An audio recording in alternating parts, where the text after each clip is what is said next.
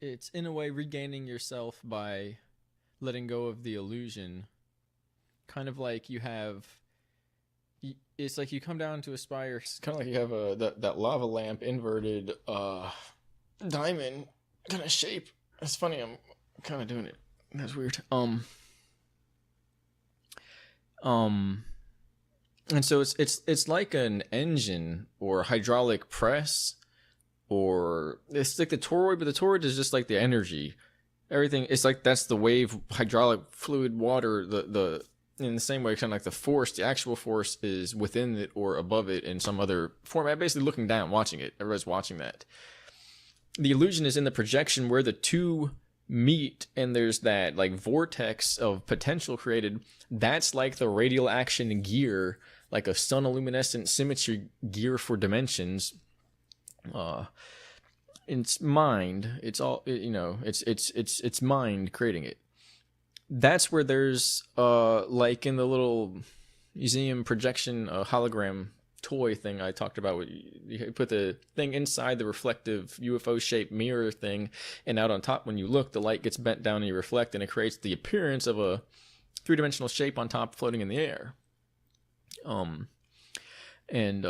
In that sense, the physical friction between the two poles, the moment of interaction, the competition, the force, the engagement, that's the illusion, that's the play, that's the thing that reality itself is actually watching up in this kind of like bubble arena thing as all the energy is spiraling in and doing its thing in the center, and it's observing. And there's probably another group on the other side looking in that way. And the point is, it's almost like we touch the illusion to try and see if it's real and grab it.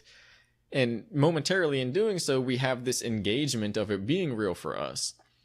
But the more we believe in that, in a sense, if it's not in correspondence with the fact that we're watching from above, and it's always for some other reason, it's kind of like the less real it becomes no matter what we do. And in that sense, it's like trying to grip something that is inherently falling. It's designed to move in a way that it goes through the process of attempting to grip it that way. Like a non-Newtonian, fluid or something like that, or sand, and the way fingers work and the cohesiveness. It's like the bad guy, the boogeyman, the collective mirage of fear, of incarnate, of manifested, kind of like hallucinatory, but it's projected. It's like an anchor point, a holographic reflection of our own intentions collectively, what we all just happen to project onto, and not realize it, and in that sense not want to yet, and treat it in the way that it becomes like a negative emotional archetype or dynamic, where it recreates itself through some type of process we don't like or want, or through the illusion of lack of control of the whole, and then that can lead to like psychosis basically within. It's like that only exists when our stories are kind of set apart from one another, when we're in emotionally or intellectually isolated islands, and it's weird. At that point, they have to be bridged together through earthquakes or tsunamis, if you will. Like, one way or another, they have to integrate and interact. And if it's resisted against, it becomes something that's expressed as weirdness or the unfamiliar on a level from pretty much strange ideas or uncomfortable situations to stuff that forces us to, doesn't force us to, it encourages or potentially requires, but it doesn't potentially require, because it would kind of be like it perpetually does that. It generates the illusion of the necessity of want of change, as if there's some barrier between those two principles in the mind. And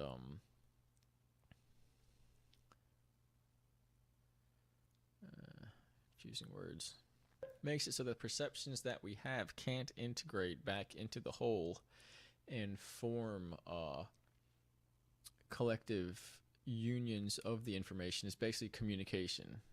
You could call it communication bridges, to the point where we either keep the communication bridge open through making a channel that can handle the necessary interactions that deliver to us the complementary aspects of our mental reality, basically, so that we can basically do what we need to do out here without acting foolish and bringing about scarcity that's unnecessary, to provide an identity for ourselves and so on, to provide that we build up that friction to create a membrane of individuation. And then once we have that there, we can assist one another's membranes. Wow, that was like a echo into staying resonant, so we don't like pop each other's bubbles. But again, in turning off that fractal friction resonance between the membranes, we instantly make it so that no one else could really pop up through that effervescence percolation system and build their own membrane. And so then those who have the membranes the longest, because they've been sitting there waiting for every little possibility to form a tiniest little bubble within its little membrane that wouldn't really sustain itself continually, and then they become like these hardest kind of anchor points, collective spheres of reality. And we have to, focus on that the right way so that it doesn't lose the developed power there, but it also doesn't trap us into having these archaic means of stabilizing our reality, which are akin to putting pressure on the mind, or a civilization that was hypnagogic, in the sense that they're just in a rhythmic cycle of nature without really breaking that into consciousness, and by forcing them to kind of go to work and look at reality differently in a different time scale, that provides, like, instead of the square, it's a diamond that gives them the opportunity, like a prismatic shift, to see more than what they were seeing before. But in the same sense, it's like rousing somebody out of their sleep, and who sits there and wakes up and is honestly literally like, I have just as much energy I had when I started doing this, and it's getting better as it goes. And so it's it's not nothing. Well, I mean, if I said in some other file somewhere, that it's like these kind of these inverse diamonds that or recursive diamonds, or if you will, in a way. Anyway, inverted, and like they're inside one another. It would kind of be like, well, when one goes one way in the time scale, it can be turned around and it grows into its inverse pattern in another dimension, and in the same amount of time is brought back to zero and then expanded the other way, and it goes in that sense, and there's really no time lost, and there's this centralized understanding, and how how it works. But we'd have to have those systems in place, and if they were in place, then they'd have to be put back into place in whatever way they can, or people should at least understand what happened and why they're not in place. If we can understand that, it's probably an illusion that they're not in place. That's just like a video.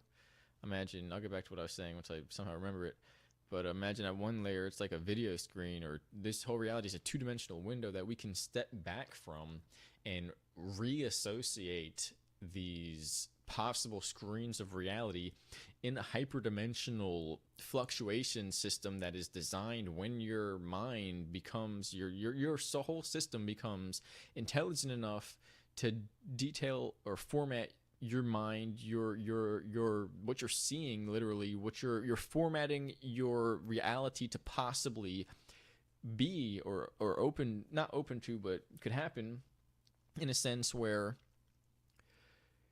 by doing that, you're giving yourself the ability to see things from a higher perspective that kind of would be happening anyway. It's kind of hard to describe it this way. It's as if there's a series, there's a concentric expansion of people in this society, minds, realizing that we're pretty much all synced together on this sublayer below or above consciousness that's coming out on that level and layer. And what we're doing here is either organizing up with where all of this is going to go from this level to the next level anyway, or it's not, and there's going to basically there's less of an interaction that could be fulfilled through the recombining of every feature of your reality with every other feature through every other individual and every other individual mind. And there's nothing down here. Another trash can over there going back the other way. There's no one down here. Trash can.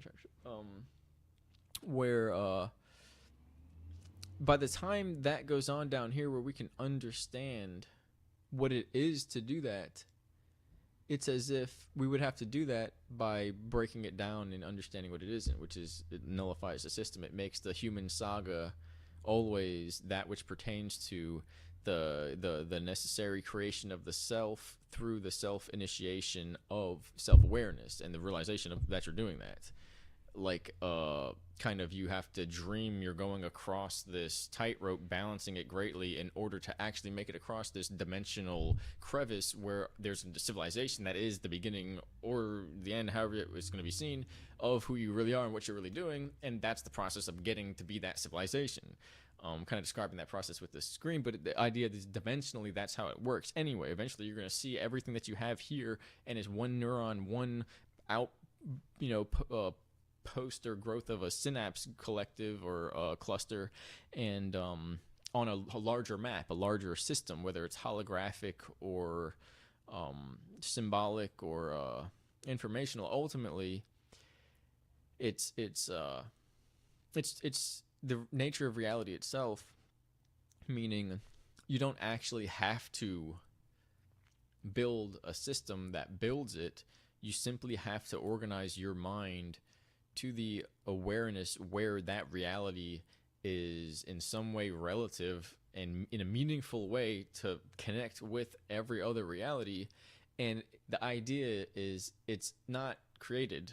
It's always what was and what always is and what would be if everyone had come to the assumption or the realization of what they could create, and they all created something that connected everything together. And that's basically like this holographic genetic DNA internet mind thing, which has got infiltrated by holographic genetic DNA internet. It's really an organic system, and so it's got all this other stuff going on. Just like programs written into it, competing rivers of time and so on. But the idea is it's the loss of information is only illusory, and I'm